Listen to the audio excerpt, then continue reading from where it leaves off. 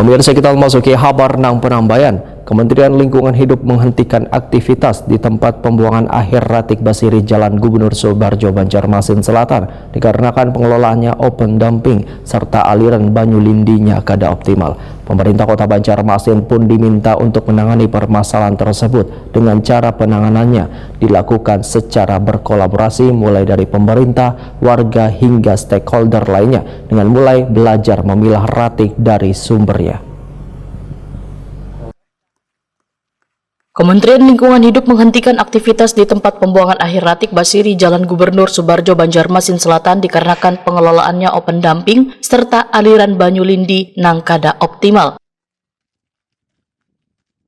Pemerintah Kota Banjarmasin pun diminta untuk sesegera menangani permasalahan tersebut dengan cara penanganannya dilakukan secara berkolaborasi mulai dari pemerintah, warga, hingga stakeholder lainnya, yaitu dengan mulai belajar memilah ratik dari sumbernya. Demikian dipadahkan Direktorat Jenderal Cipta Karya Kementerian Pekerjaan Umum, Dewi Komistriana, Waitakoni Prima TV, usai melakukan kunjungan bersama jajaran Kementerian Pekerjaan Umum dan Kementerian Lingkungan Hidup di tempat pembuangan akhir Ratik Basiri Banjarmasin, wan tempat pengelolaan sampah Reduce, One Recycle Tanjung Pakar Banjarmasin Selatan, jelang tengah hari Kamis 17 April 2025.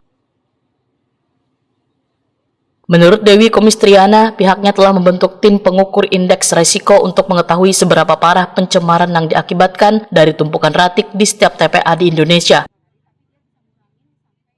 Kondisi sampah di Banjarmasin ini kan sudah sangat memprihatinkan ya. Tadi kami sudah melihat bagaimana tumpukan sampah yang ada di TPA Basiri gitu ya. Jadi sudah tidak terkelola dengan yang seharusnya. Harusnya kan pakai kontrol ini kan sudah open dumping.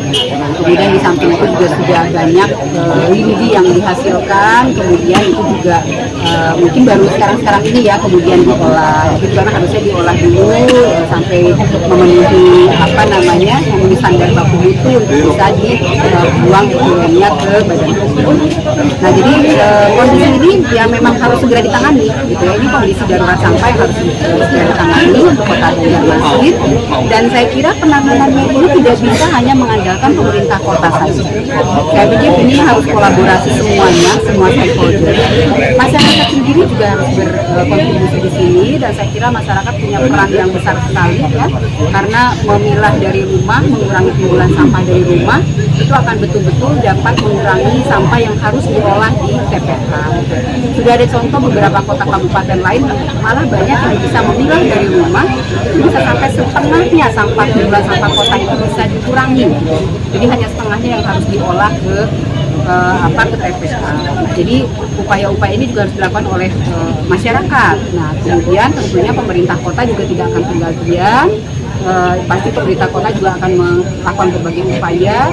Kami di Kementerian PU sebagai pembina dari sisi keteknisan gitu ya, kami juga akan berkontribusi gitu ya, dengan upaya kami sebesar-besarnya, dan pastinya ini juga tidak hanya bisa Kementerian PU saja, makanya kami menggandeng juga Kementerian Lingkungan Hidup gitu ya. Dewi Komistriana berharap walaupun TPHS Basiri Banjarmasin kadang menjadi wadah pembuangan ratik, namun pengelolaan ratiknya tetap harus dilakukan.